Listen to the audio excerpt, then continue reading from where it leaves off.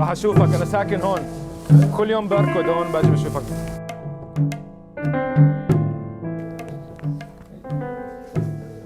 كيف ابو العيس؟ الحمد لله بخير الحمد لله. هلو مايا. هاي مايا. Exactly. هلا عمو كيف حالك؟ حبيت بس هيك اسلم وقلت يلا انت اول واحد اتصل فيه بدل اتصل بوالدتي قلت اتصل بعيسى شو رايك؟ הוא יכל לעבור חיים שלמים מבלי לדעת את זהותו האמיתית. ממומתאז חלווה, בן למשפחה מוסלמית מכווית, היה צריך פגישה מקרית אחת שתוביל אותו לגילוי הסוד המשפחתי ולהכרה כי הוא יהודי. My house was not a religious house. We call ourselves Muslims, but we don't really practice or do much. Sometimes you would do things on Ramadan, like have people over, or an Eid and holiday. In Kuwait, everywhere you go, you hear things that are anti-Jewish. In classroom, in math class, in English class, and even Arabic class. When I was a kid, at my grandparents' house, like any child, I play around and look around and open every drawer. My grandmother has a habit. She has a small prayer book, and she sits down reading from this prayer book with block letters. It's not Arabic, and it's not any language like English or any language I understand, but she would sit down and cry. I found a document, a different last name on it. The document had Hebrew, English, and Arabic, and it did say mandate of Palestine, and a different last name that says Mizrahi.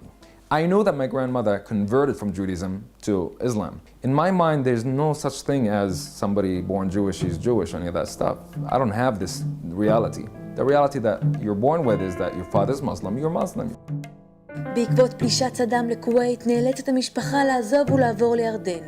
ממומתאז מתחיל לימודים בסוריה, וכעבור שנתיים על אף רצון אביו עוזב. קונה כרטיס טיסה לקנדה ומשנה את שמו למרק. ערב אחד, בעודו לומד בספרייה, פגש אדם ששינה את חייו. He had a big kippah, big black kippah all over him. I walked up to him, are you Jewish? He's like, no, I just like to dress this way. I'm like, okay. Jews are supposed to be funny. But he goes, yes, I'm Jewish. I told him, perhaps, I could do something that brings Jews and Arabs together. Because my grandmother was Jewish, and she's a nice lady, and I don't really see anything bad. Like always, when I heard bad things about Jews, I always think about my grandmother. Then he goes, by Muslim law, you are Muslim. I said, well, thank you for telling me. I really know that. By Jewish law, you're a Jew. I'm like, oh, okay, very good one, nice, very nice. But that couldn't be, of course. Because my father is Muslim. He's like, no, by Jewish law it transfers through the mother's side of the family. And since your grandmother is Jewish, then your mother is born Jewish and you're born Jewish. I thought this guy was really too old. So I told him, no, Dr. Black, excuse me, my grandmother married a guy, his name is Muhammad al-Masri. The guy's from Shechem, and she converted to Islam. And believe me, everybody is born Muslim. They live in a Muslim life. So I'm talking with confidence, and he shuts me down. He goes, no. A Jew could convert 10 times and they will continue to be a Jew. So your grandmother passed on the Jewish genes to your mother. Your mother is born Jewish and you are born Jewish even if you practice any other religion. Now that was a little heavy. I am told right now that I am the enemy. I am the enemy I was brought up to think I am. Was a little bit of a shock. I felt that day that I was in a dream world all my life and I just woke up. Literally like someone just smacked me and I just woke up. Called my grandmother. She's like, don't ask these questions. That we are Muslims and that's it, man. Went to bed and woke up and it's still there. The whole idea that you are Jewish. It's not like a bad dream or a good dream. It's just a new reality. I did not plan to go to shul that Saturday morning. And I hear V'shamru Bani Israel. I mean, you don't have to be a Hebrew linguist. If you're an Arab speaker, you will understand a lot of the words, like Bani, Bain, Bani Israel. Same thing in Arabic, Bani, Bain, Bani Israel, same thing. That sign that is between me and them, how brought me over to a Beit Knesset on a Saturday, and I'm holding this thing in my hand to start crying. My eyes just started crying. I felt that I was a Jew that Shabbat. I was just literally spending my time researching everything Jewish. I learned a lot of things in Kuwait.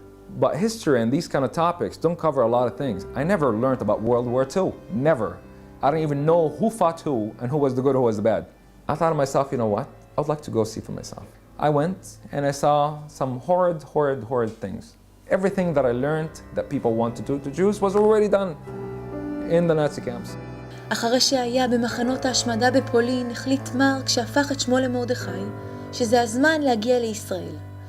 רגע השיא בביקור היה כשהגיע לעיר העתיקה, וסגר מעגל במקום שבו סבו וסבתו הכירו. אחרי שהתאהב בקסמה של הארץ, החליט לעבור ולהתגורר בירושלים, בתקווה שיום אחד ימצא את שורשיו היהודים. I was told, listen, if you have no proof that your grandmother is Jewish, you will have to convert. I started learning at a yeshiva in the old city with one goal. I want to learn more and finish this conversion so I could get married and have Jewish kids. That's all I wanted. I interrupted my life sometimes with this whole Shabbat thing and religious thing. I imagined a scenario where I would live a life without Judaism. Right away, I feel sad. As a matter of fact, knowing that there's like maybe 10 people like me in this world, sure, I'm happy. Unfortunately, I did not tell my father until this day, face to face. Maybe he knows, maybe he does not. I think it's better not to upset him, you know? Both Judaism and Islam tell you how to respect your parents, kavod avim. Avraham Avinu lived in Iraq area. So the only water source where you could do business is through the Persian Gulf. So Avraham Avinu must have come to Kuwait. You know, I always felt Avraham Avinu in a way. He had to leave his father's home and do against what everything else is supposed to be.